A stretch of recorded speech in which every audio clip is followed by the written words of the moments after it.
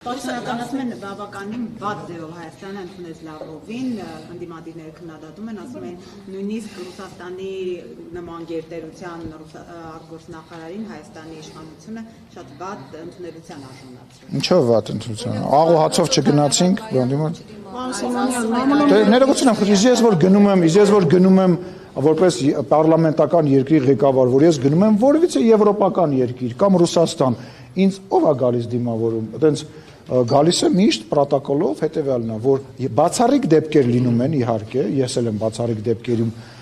նման բան արել ու անելու եմ, բայց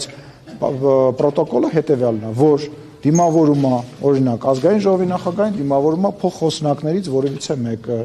նույնիսկ կարող է բարեկամական խմբի ղեկավար։ Այո, անպայման դիմավորում, ես իրան անձամբ խոսք եմ տվել, երբ որ ինքը տենց